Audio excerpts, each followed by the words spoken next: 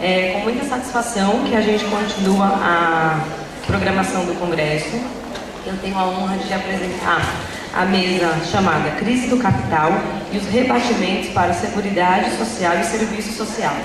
Para compor a mesa, eu chamo a professora doutora Sara Graneman, da UFRJ. Ela é docente da Escola de Serviço Social, doutorado em Serviço Social, pós-doutorado em História Contemporânea da Universidade Nova Lisboa. Seja bem-vinda, professora.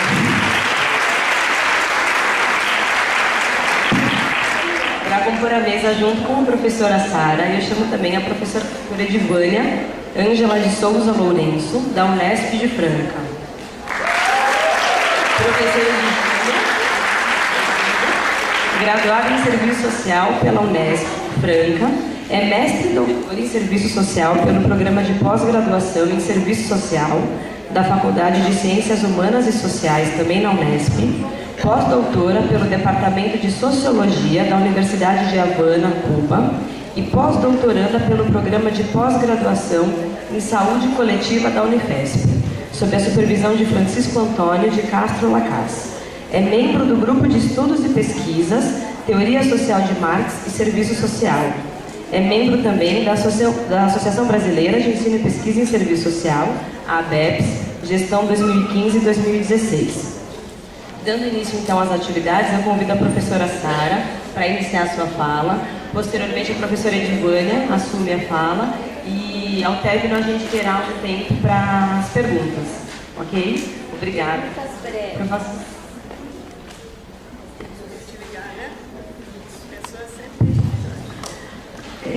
Bom dia ainda, bom dia, né? Estou num circuito de viagens muito intenso e aí até às vezes troco o dia, frequentemente, e os horários, então alguém sempre me avisa se é dia ou noite, porque acabo esquecendo. Prazer e um agradecimento enorme pelo convite. É uma alegria estar nessa mesa, nesse congresso, que é um importante congresso. Eu não sei se eu já estive nele uma ou duas vezes, mas sempre fico muito honrada com o convite. Agradeço muito intensamente as organizadoras, os organizadores. E vamos então ao tema que nos coube tratar. Certamente as palestras que já me antecederam, e eu só pude assistir a do Ricardo, já trataram do tema que me toca tratar aqui também. E eu queria, então, partir do seguinte suposto. Para discutir a crise do capital e os rebatimentos para a Seguridade Social e o Serviço Social, e por falar em rebatimentos, nós estamos em pleno rebatimento da crise do capital, quando ontem se anuncia que a Previdência extinguirá do seu corpo novamente o serviço social.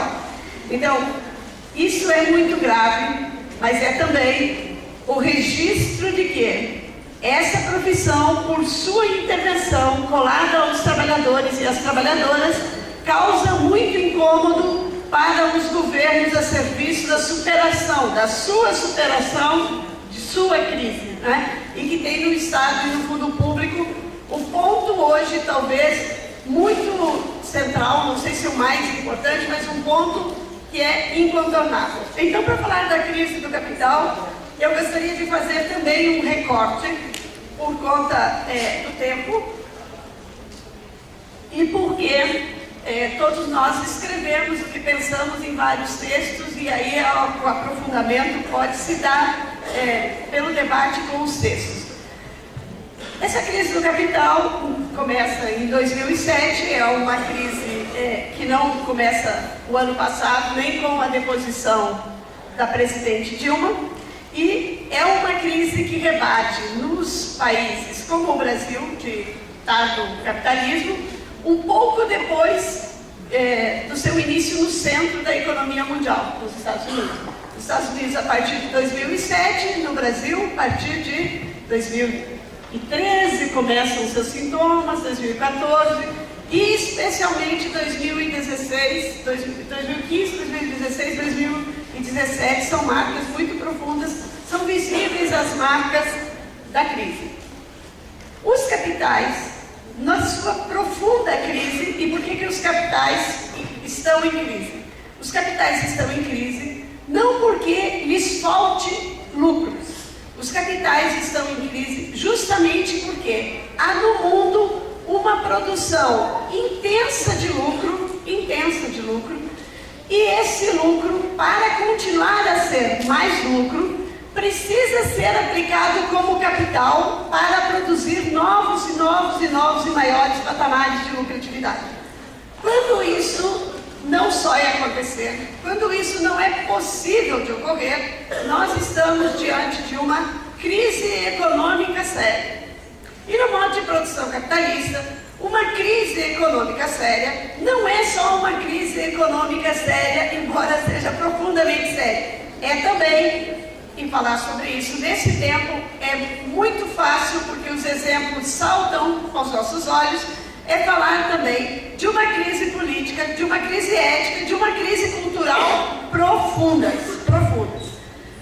E essa crise, que é então de uma totalidade, que é econômica, que é cultural, que é política, que é moral, que é ética, né?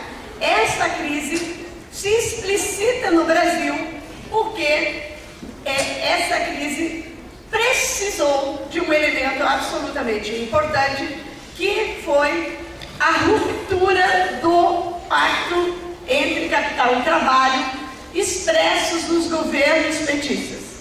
Essa ruptura desse pacto, essa ruptura da conciliação pela burguesia, e a burguesia usa os trabalhadores que se dispõem a fazer para ela o seu papel de agentes do capital, e depois, quando já não mais precisa, os cospe fora, os chuta.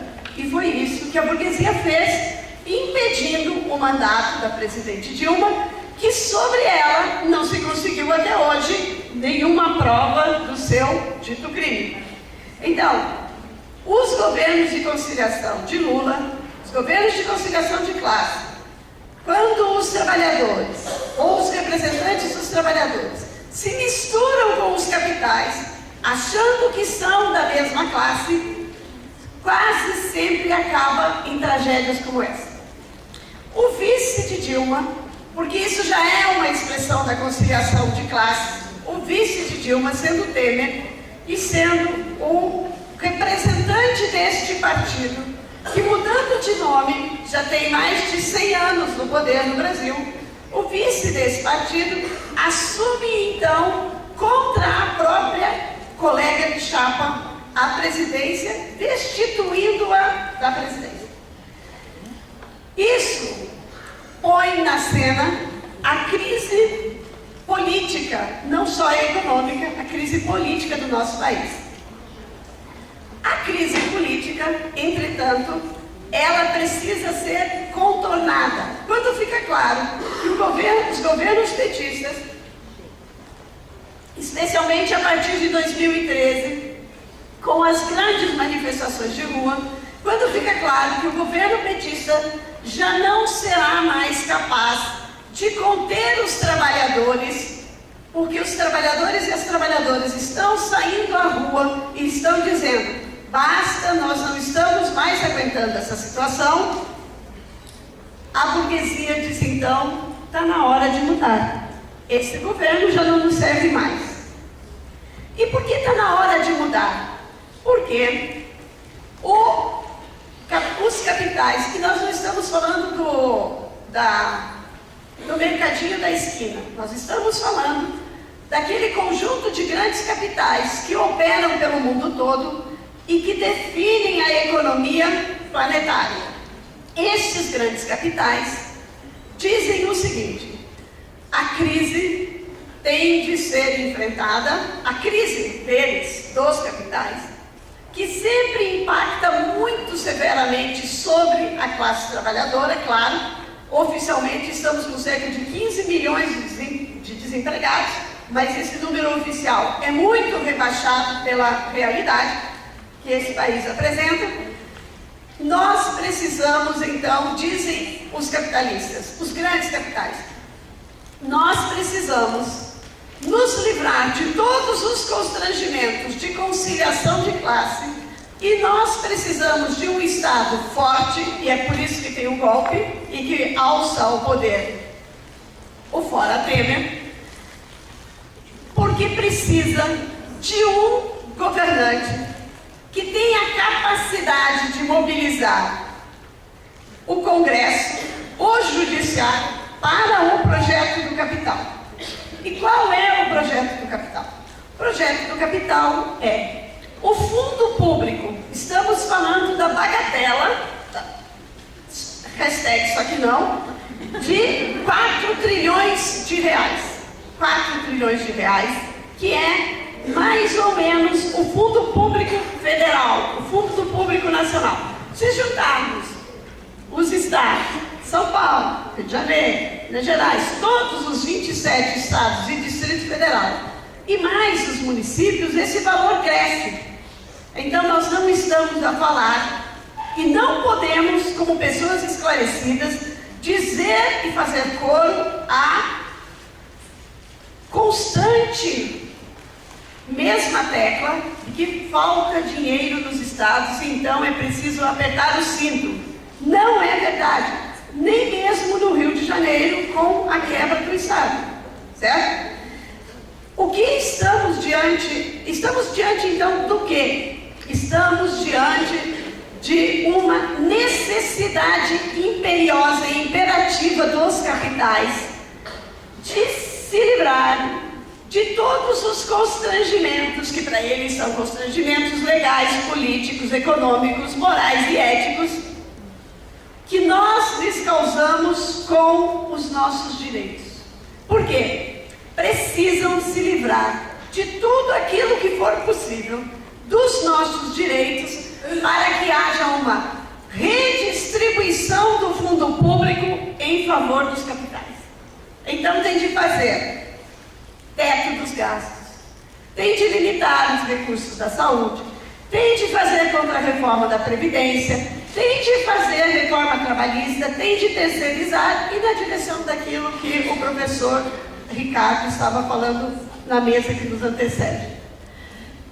Essas são razões que obedecem a duas necessidades dos capitais. Em crise, os capitais, por não terem mais onde investir, porque estão com dificuldade de transformar o lucro em novos capitais, em novos lucros, os capitais precisam então de duas formas, ou três. Vou falar mais das duas mais importantes, de duas formas se apropriarem do fundo público. Tá bem, três. Uma que é quase 50% desses 4 trilhões e tal, que é o pagamento da dívida pública para aqueles que compraram títulos públicos e recebem por esses títulos públicos fortunas incalculáveis, com uma taxa de juros altíssima. Então, 50% do orçamento do Estado Nacional já está direcionado para pagamento dos capitais que têm a propriedade dos títulos públicos. Títulos públicos são papéis que dizem assim: declaro que a Edivânia é a proprietária desse papel e, ao cabo de 10 anos, receberá o que ela investiu e mais não sei quantos bilhões em juros. É claro que a Edivânia não tem títulos públicos, né? É só para brincar e tornar o exemplo mais objetivado. Bom, esses donos dos fundos públicos são quem são? Bancos, grandes investidores, grandes capitais industriais, comerciais, agrários, fundos de pensão, ou seja, previdência privada, e a parte mais rica da sociedade e alguns camadas médias mais bem postas que compram alguns títulos de modo insignificante em bolsas de valores, em Banco Central, etc, etc. Então, metade desses 4 trilhões já está responsabilizada, já está comprometida com essa parte de transferir o fundo público para os capitais. Os outros 50%, nós poderíamos dizer, bom, 2 trilhões de reais. Tem alguém que trabalha em alguma instituição social com problema? Seja universidade, hospital, INSS, prefeitura, todos nós, não é? Universidade, hospitais, prefeituras, saúde, previdência, assistência, educação, habitação, todas as políticas sociais com o quê? Com restrição de recursos, com terceirizações dos seus profissionais, com aumento da exploração da classe trabalhadora ali alocada. Se nós ficássemos com outros 50%, a gente poderia dizer, já dá para fazer alguma coisinha, né? Já dá para a brincadeira ficar mais séria e a redistribuição da mais-valia social em 50% assumir a forma de direitos sociais por meio das políticas sociais. Os capitais falam, não, estão pensando o quê? Não é assim, esse Estado é nosso. Alto lá, não vão ficar com 50%. Ah, tá bem, então no total das políticas sociais nós ficamos com 25%. O que os capitais estão dizendo agora, que é o segundo ponto, o primeiro é dívida, esse é o segundo ponto, é o seguinte: tem de fazer contra-reformas, porque ficar com 25%, ou seja, algo como 1 trilhão, é muito. Os direitos são muito elevados nesse país, e se nós não contra-reformarmos, vai quebrar tudo. Isso está em curso por quê? Os primeiros 15, né? Obrigada. Isso está em curso por quê? Porque essa é uma forma absolutamente incontornável e necessária aos capitais de succionar todo o fundo público para resolver a queda da sua taxa de lucro. Então ele precisa desses recursos do fundo público alocado nos direitos e nas políticas sociais. O terceiro é o seguinte: o Ricardo falou do Uber, e eu vou falar de outra razão para que os capitais têm exigido para resolver a sua própria crise de queda da taxa de lucro. Reduzir os direitos e reduzir as políticas sociais abre um enorme espaço de inversões. O que são isso? Esses espaços de inversão são espaços para converter aquilo que foi no século XX, aqui tardiamente, em outros lugares, mais largamente, direitos. Então, Marx tem um capítulo, salvo erro, 14 do livro 1, que diz o seguinte: se não dá, fala ao capitalista, se não dá para vender, se não dá para ter uma fábrica de salsichas, façamos uma fábrica de ensinar. Olha que ele escreveu esse texto há 150 anos, quando as escolas não eram públicas, não existia escola para a classe trabalhadora. A fábrica de ensinar, as universidades, e é por isso que a UERJ, a UENF e a UESO no Rio de Janeiro estão sendo atacadas, estão sendo quebradas. Para quê? Para que deixem de existir como universidade pública e isso se torne um lugar de investimento dos capitais, que se não podem produzir máquinas, investirão os seus lucros em comprar a universidade. Se não podem continuar produzindo carros aos milhões, aos bilhões por ano, vão investir seus lucros detendo uma previdência privada. Se não podem, e aí é isso que falou hoje, da aprovação dos planos de saúde populares, se não pode investir numa siderurgia, investe numa fábrica de educação, de venda de plano de saúde popular.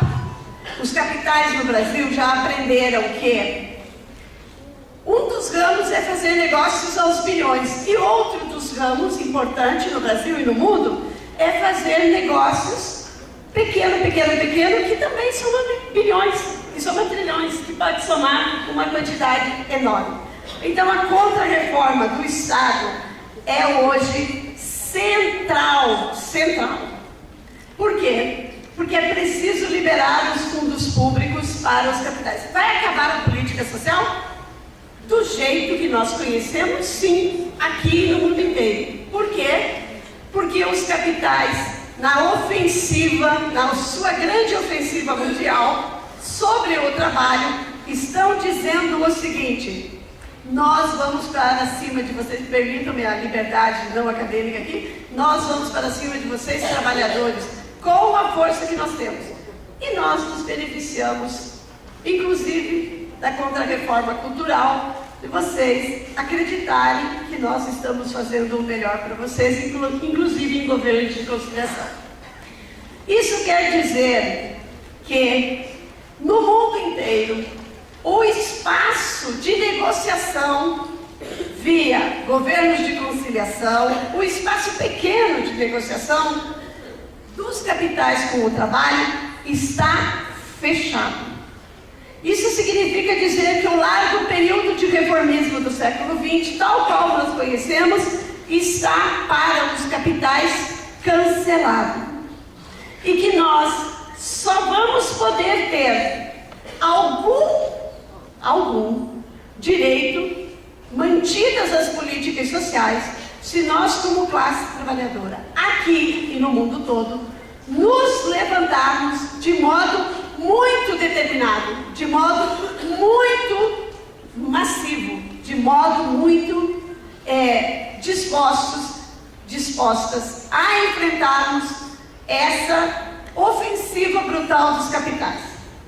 Se vocês não quiserem acreditar em nada disso que eu acabo de dizer, eu vou lhes mostrar, me permitam, no espaço que ainda me falta, o que dizem os grandes capitais no Brasil para o projeto de Estado e o projeto das políticas sociais. Ainda bem que sempre tem jovens por perto. Mais perto. Esses capitais, como eu estudo mais detidamente Previdência, eu peguei os projetos de Previdência dos grandes capitais, da Confederação Nacional da Indústria, da Confederação das Entidades Financeiras, da Confederação da Agricultura. Como todos vocês sabem, grandes especialistas na matéria Previdência, não é? Hashtag isso aqui não, né? Obviamente, de novo. Então, aqui é agenda para o Brasil sair da crise. É o Brasil que está em crise, não são os capitais, percebe? Claro que a sua crise rebate brutalmente sobre nós. Então eles dizem, em 2016 e 2018, o que é preciso fazer? Esse já é o PowerPoint da Confederação Nacional da Indústria. Confederação Nacional da Indústria, está disponível no site da Confederação Nacional da Indústria, que é já o checklist após um ano, março de 2007. Eles fizeram isso em março de 2016. O que dizem eles que é necessário para o Brasil sair da crise? E como é checklist? Como é checklist? Eles dizem o seguinte: a pilha verde, 4 propostas concluídas, do modo que eles querem, por isso é verde. O grande capital, eles é o grande capital. 20 propostas em evolução, está amarelo. 12 propostas que não evoluíram, está em vermelho. Certo? Vamos lá então. A agenda para o Brasil sair da crise é constituída pelos grandes capitais do Brasil de 36 itens. Nós não vamos ter tempo para ver, mas há toda aqui, até o 36º item, todas as nossas desgraças. É absolutamente urgente lê-la e estudar. Eu falarei sobre isso aqui agora, no tempo que me resta, que é... Não sei, esquece o cronômetro. Então, agenda para o Brasil sair da crise. Eficiência do Estado. Quando eles dizem eficiência do Estado, eu não sei se estão conseguindo enxergar. A professora devia ter começado por aí, né? Estão conseguindo enxergar? Então, aqui, ó. Eles dizem aqui, ó, ponto 1, reformar a Previdência Social. É aqui está escrito, agenda para o Brasil sair da crise. Eficiência do Estado, esse retângulo. Ponto 1, reformar a Previdência Social. Ponto 2, implementar mecanismos de controle do gasto público. Certo? Amarelo, daí amarelo. Por que está em amarelo? Implementar mecanismos de controle do gasto público aqui significa dizer o seguinte: fazer a contra-reforma dos gastos sociais. O que foi? O ano passado, sabe aquela que ficou conhecida como a PEC do fim do mundo, ou a PEC do teto dos gastos, que já está aprovada, e que é a emenda constitucional, 95/16, e que não é teto dos gastos, mas é teto dos gastos aplicados sem políticas sociais, porque os gastos financeiros não estão contidos por essa emenda constitucional 95/16, significa dizer que por 20 anos decrescerão brutalmente os recursos para a saúde, previdência, assistência, habitação e tudo o que for de política social, certo? Então, a Confederação Nacional da Indústria julgou que deveria começar pela reforma da Previdência. O temerário tem bons conselheiros e entendeu que seria melhor começar pelo ponto 2, que os capitais tinham posto como ponto 2 e transformá-lo no ponto 1. E vamos ver o que está dito no ponto 2, que foi o ponto 1, porque se aprovou a emenda constitucional 95/2016, que diz respeito aqui a implementar mecanismos de controle do gasto público. Sabe quando você está arrumando a mala e você fala chinelo de dedo para tomar banho? Ok, checklist, não é? É disso que se trata. O capital fez um checklist das suas necessidades. Ação: implementar uma agenda de mudanças nos mecanismos e sistemas de definição do gasto público, contemplando os seguintes pontos: a. Limitação do crescimento do gasto corrente. Impor limite decrescente para a relação entre os gastos correntes em proporção do PIB e a redução progressiva dos gastos com pessoal. Traduzindo, vamos conter os gastos das políticas sociais que realizam direitos e vamos conter os gastos com o pessoal do Estado no seu momento federal. Quem achar que nos estados e nos municípios está livre disso, uma má notícia que eu lhes darei agora: não estão. Certo? A Constituição regula e os estados e municípios farão a adaptação à sua situação. O segundo ponto do controle do gasto público, programa de capital, é reforma orçamentária. Reduzir a rigidez do orçamento, alterando a sistemática de vinculação das receitas. Não precisa nem terminar de ler. O que é isso? Quer dizer, desvincular a contribuição sobre o lucro líquido, desvincular o COFINS, desvincular as receitas da saúde, da previdência e da assistência, desvincular o percentual para a educação, porque isso o capital acha que é muita rigidez orçamentária. E se desvincula daqui, pode levar para onde? Pode levar para aquele maravilhoso portal mágico que chama Tesouro Nacional. E que se o recurso for da educação, da saúde, da previdência ou assistência, se desvinculou e sobrou, pode atravessar essa porta e inclusive servir para comprar ministros, deputados, senadores, empreiteiras, grandes frigoríficos, para suborno, para corrupção aberta, fechada, legalizada ou ilegal, certo? Que é transferência de recursos para os capitais. A outra, gestão pública eficiente, implementar a modernização da gestão pública.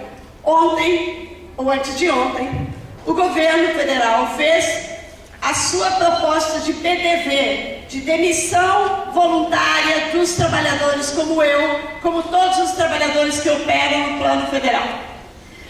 Preservou algumas carreiras, com 5% no máximo de demissões, incentiva a demissões, e todas as outras carreiras, inclusive os professores universitários. Não há limites. Eu estou falando dos universitários porque é de onde eu venho. Poderia falar dos médicos, poderia falar dos enfermeiros, das assistentes sociais e dos nutricionistas. Não há limite para o PDV, percebem?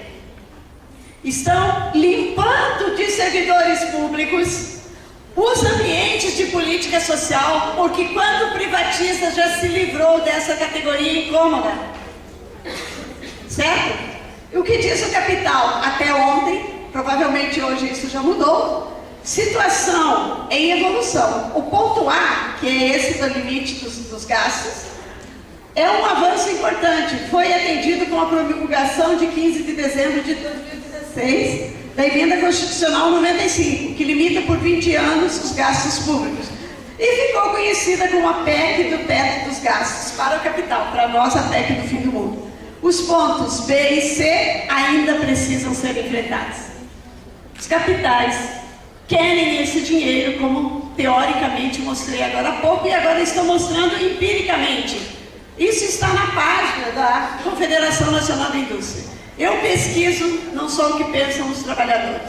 Eu tenho me dedicado a pesquisar o que pensam os capitais. É tenebroso. Estou fazendo tratamento psicológico, porque muitas vezes percussiono com a tragédia humana em curso no nosso país. De resto, como vocês, suponho. O segundo ponto, reformar a Previdência Social. O que diz o grande capital? Ações. Reformar o regime geral da Previdência Social com base nas seguintes premissas. Adotar a idade mínima para as aposentadorias por tempo de contribuição. Nós, os servidores públicos federais, já temos, e muitos estados, eu também estou numa fase dessa de pesquisa dos estados, dos regimes próprios dos estados, uma pesquisa militante para o meu sindicato, para o Anti-Sindicato Nacional, um sindicato de várias pessoas aqui, no qual estamos analisando a previdência nos estados, para os trabalhadores empregados pelo estado em cada unidade da federação. Nós, no plano federal e em muitos estados, já temos que combinar a idade mínima e o tempo de contribuição. Então, se eu chego antes da idade mínima, mas eu não contribuí por 30 anos se mulher ou 35 se homem, não posso me aposentar, porque eu tenho que cumprir as duas exigências. E isso elevou mais ou menos para mais 7 anos de trabalho para cada pessoa. 7 anos de trabalho, 7 anos de contribuição, 7 anos de maior aporte ao fundo público nominado Previdência Social. Equiparar gradualmente o diferencial do tempo de contribuição das mulheres e dos homens. Como no primeiro, aqui também tem os responsáveis pela quebra da Previdência iminente, né? São quem? As mulheres, que trabalham menos, que contribuem com menos, etc, etc. E também os trabalhadores rurais, né? Aqui, equiparar as regras para a aposentadoria dos professores e dos demais trabalhadores. Professores privilegiados, não é? Então tem que mudar a aposentadoria dos professores, do ensino básico ao superior. Desvincular o valor dos benefícios previdenciários do salário mínimo. Desvincular. Isso quer dizer que pode ser 100, 200, 300, 450, meio, um terço, não é? E aqui o horizonte é a Bolsa Família. Como não terá mais política social? Sim, terá. Políticas miseráveis. Por quê? Porque senão não abre espaço para a inversão dos lucros do capital.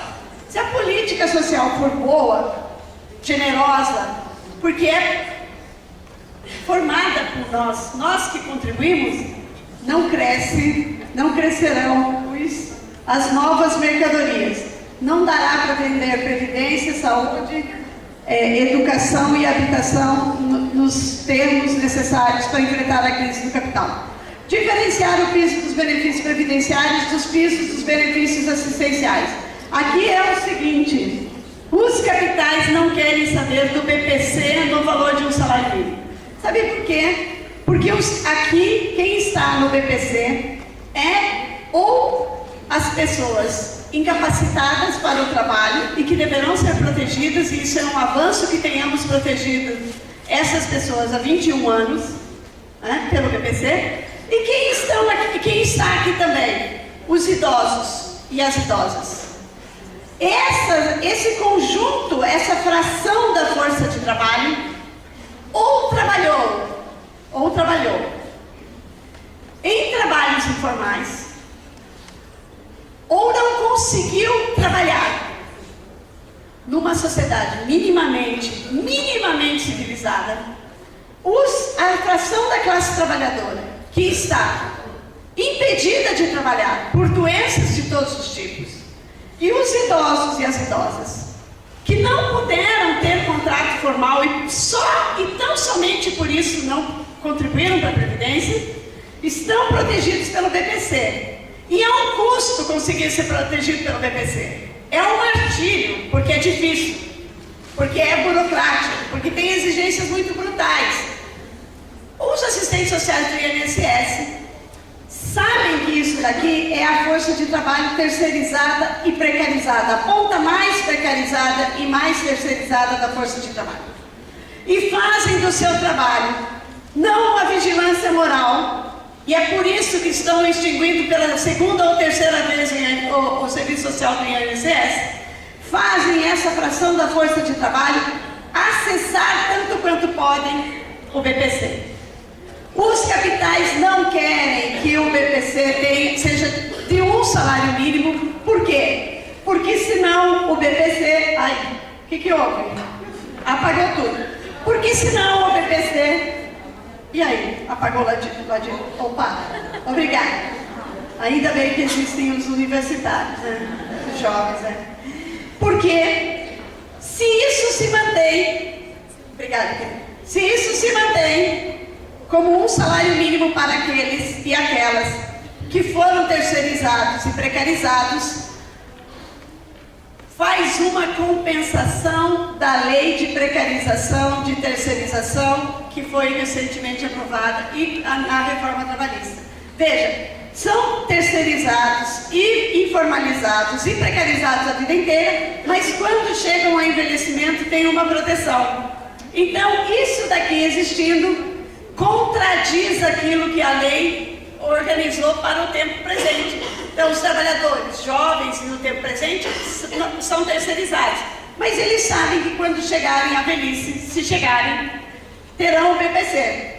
Então, se trata de mudar o BPC, se trata de mudar o valor, se trata de mudar de 65 para 70 anos no projeto original, que Temer enviou ao Congresso, e o relator, sempre pode ficar pior, o relator disse o seguinte: 68 ou 70, se nós conseguirmos maioria, e a cada 2 anos, após a aprovação, elevação de 1 ano.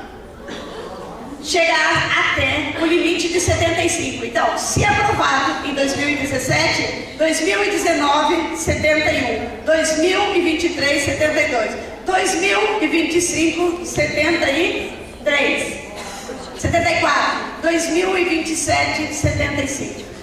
Isso é uma conta matemática e estatística absolutamente científica. Retirando o BPC, nós teremos um austericídio, não uma austeridade só, mas uma mortandade de gente que não tem possibilidade de trabalhar, e de idosos e idosas que fizeram nesses últimos 21 anos subir, inclusive a expectativa de vida entre os pobres no Brasil, embora ainda tenha muita diferença. Se nós pegarmos a idade média em Barão Geraldo, e se nós pegarmos a idade média de uma mulher no bairro, na comunidade mais pobre de Campinas, pode chegar a 35 anos de diferença de expectativa de vida, consoante o quê? Consoante a cor, consoante o gênero, o sexo, consoante a alfabetização, consoante o lugar que vive. No Rio de Janeiro, na favela de Acari, uma mulher negra, empregada doméstica, semi-analfabeta ou analfabeta, tem como expectativa de vida 50 anos de idade. Se você põe o BPC para 68, 70, 75 anos, você não permitirá que essas pessoas cheguem a essa possibilidade de alguma proteção na velhice. E no Alto Leblon, se pegarmos um homem adulto, ensino superior, branco, ele terá 35 anos de vida a mais do que aquela mulher de Acari. É essa justiça que se quer implementar. Como isso não é justiça, isso daqui é pura economia. e nós temos de enfrentar a economia. Nós não podemos deixar para que os outros falem de economia. Nós que estamos na ponta das políticas sociais, sabemos por que isso está ocorrendo. E sabemos que não é por falta de dinheiro. O que diz a CNI sobre essa situação? Em evolução, pilha amarela. A PEC 2007-2016, a da reforma da Previdência, apresentada pelo Executivo. Atenção! Dizem os grandes capitais, vai além das premissas aqui propostas, está em tramitação na Câmara dos Deputados. O que eles estão dizendo, o nosso governo fez mais do que nós pedimos. O nosso governo Temer, dizem os capitais, está indo mais fundo do que nós, os próprios capitalistas, estamos a pedir. E é por isso, e é esta a primeira das razões, por que o Temer, denúncia após denúncia, não caiu. Porque ele está cumprindo, como ninguém cumpriria, com um ataque tão brutal que nem mesmo o PT faria, embora o argumento da contra-reforma da Previdência tenha sido todo o diagnóstico da contra-reforma da Previdência tenha sido todo feito no governo de Dilma Rousseff, num enorme acordo de conciliação com todas as centrais sindicais, excetuando as duas minúsculas, Intersindical e a CSP com lutas, só essas não participaram do grande acordo que incluiu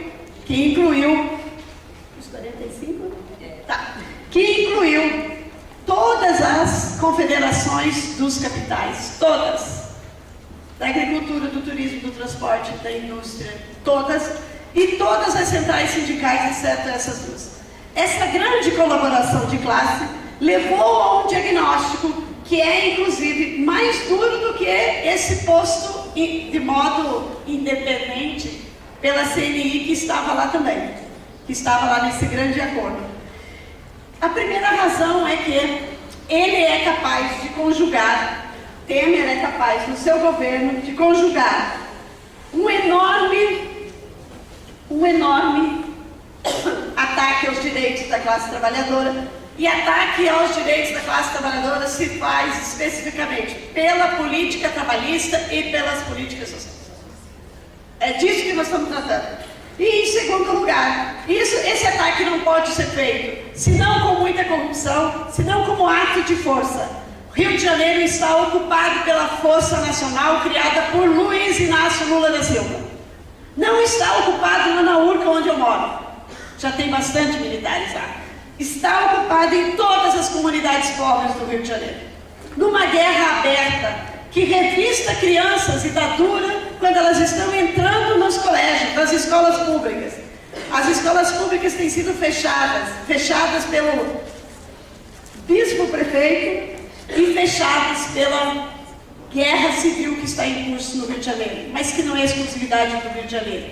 Então, um enorme ataque aos trabalhadores pela via da mudança das leis e pela via de um Estado policial coercitivo que usa os canhões, que usa as armas utilizadas no Haiti como treino agora contra a população brasileira.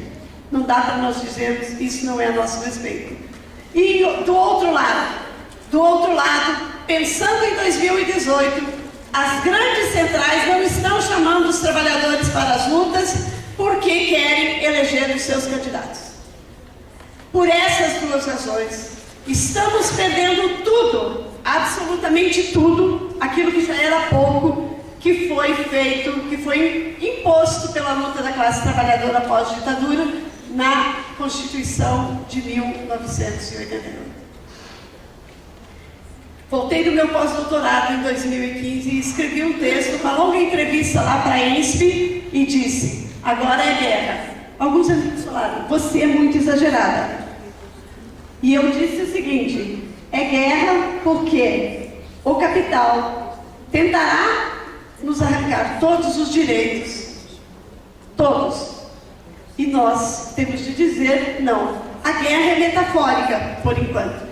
Para o capital já está se tornando real a ocupação das favelas, a morte A morte, segundo nos mostrou o relatório da violência, é uma morte dirigida a pobres, negros, homens de um lado e de outro, mulheres negras pelo feminicídio, pela violência sexual todos os dias. Não acho que nós, assistentes sociais, que fomos constituídas nessa profissão, nas lutas, podemos dizer obrigado, não fui. Isso nos diz respeito. Muito obrigada. Desculpe por falar de coisas tão duras. Eu adoro arte e adoro literatura. Espero que em breve chegue o tempo em que nós possamos falar sobre isso. Obrigada.